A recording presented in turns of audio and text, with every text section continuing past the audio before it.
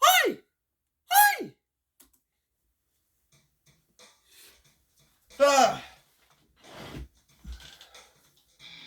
So what's the truth?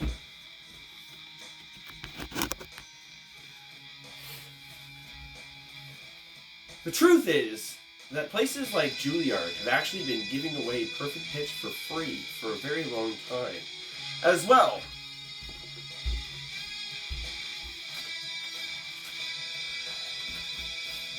this is the wrong box, but there are different things that you can buy to get perfect pitch on the internet and different places.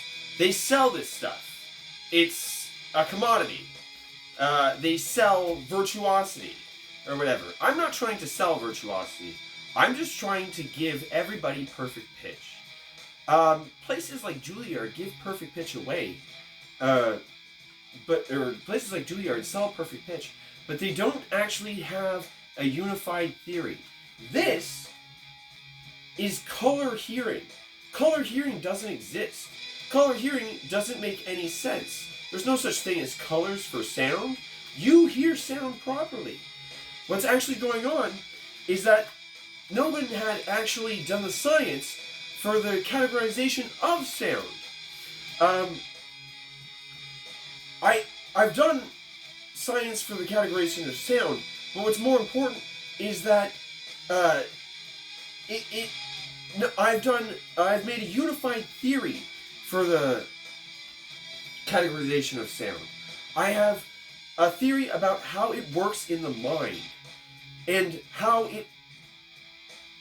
we perceive it in things and why people talk the way they do. Now, all this to say is that by the way, Julliard does sell perfect pitch, but they have a completely different theory. I'm told that they use the Cameron whatever his name is theory, which I'm told is a much better theory. I'm not trying to come down on people who memorize entire songs or whatever. That makes sense. But color hearing doesn't make sense. Timbre hearing does. If he would have said that perfect pitch was timbre hearing, that all of sound or all of music that we listen to is just layers upon layers of timbre set to rhythms, then I would understand that. Set to rhythms and melodies and things. Structure. Relative pitch structure.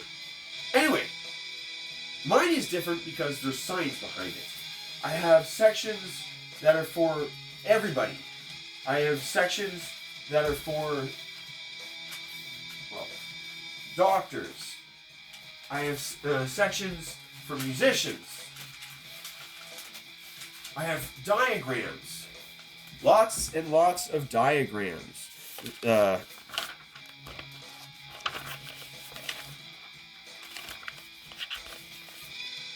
Oh, geez.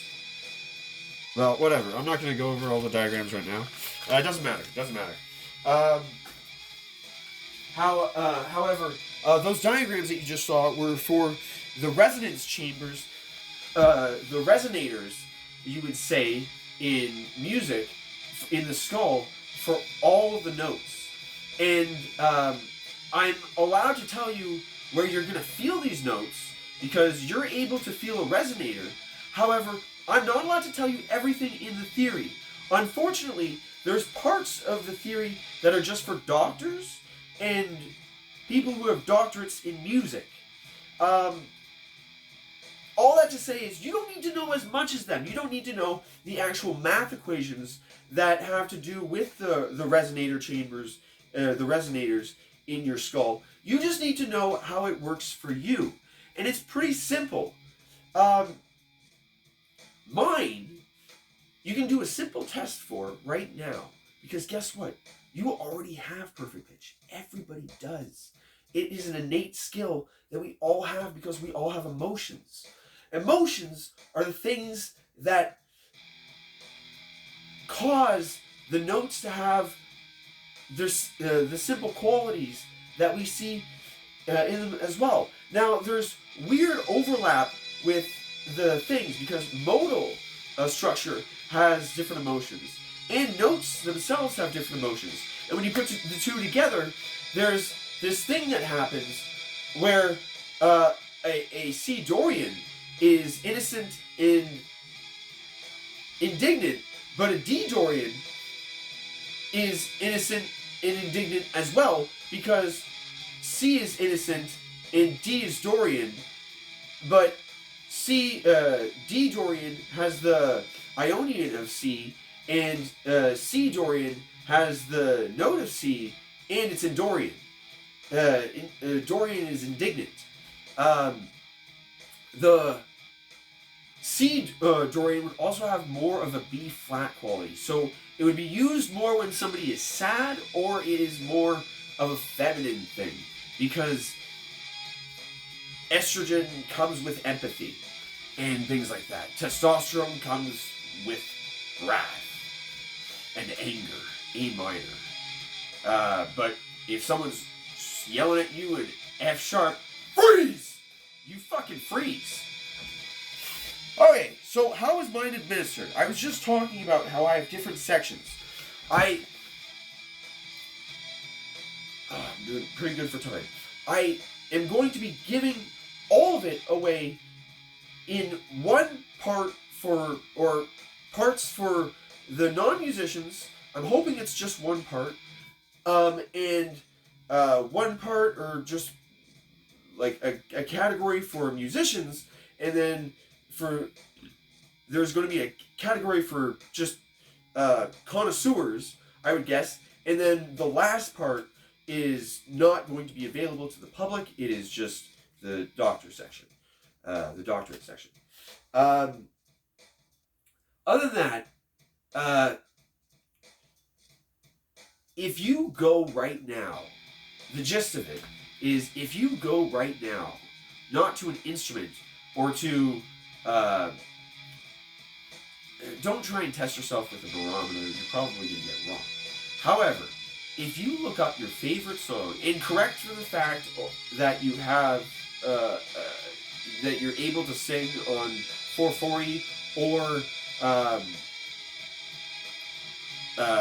that like your note might be a little bit flat if you are singing on 432 or you have a lowered pallet. So just correct for the fact that your note might be a little bit flat, or you have to raise your palate, which you need to pull your tongue back and go like that, or whatever, with your mouth, or just your larynx, or whatever, in this section of your body. I don't know how everybody knows everything, but this is a video for everybody. Throat, cough, okay. Sorry about my nose, and I am starting a sinus infection. I hope to get rid of it soon. Please bear with me. I'll do the best that I can. Please don't hate my nasally voice. So if you sing your favorite song, or a song that you have strong emotional attachment to, right now, and you go in YouTube, the thing that gave you the ability to sing it all the time, because you have it freely at your fingertips all the time, sweet glorious YouTube, you should fucking know that you're going to get it right no matter what. Unless you have a tampered homeostasis or a tampered state of emotion. If you are feeling anxious, it could be too high. If you're feeling anxiety, it could be anxiety is angst. If you were feeling, no, it's not the same thing. Never mind. What was the other one? Fuck, I don't remember off the top of my head. Sorry, I'm pretty fucking high. If you have a flattened countenance, you can be flat, but anxiety, angst would be too sharp. Flat is sad emotions, or boredom, or something like that. Lackluster. Anyway, you could be a little bit off in your homeostasis, if it's your favorite fucking song, if you don't get the song right at all, you didn't know the song well enough. But guess what? There are songs out there that you know. You probably have at least one key that you can sing in entirely, or whatever, without you even fucking thinking about it. However, there's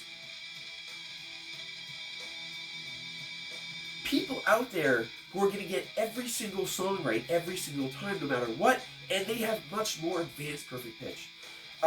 There's so many levels to perfect pitch, and things that you can do with perfect pitch that you should know. Oh, I'm at 10 minutes. You don't need...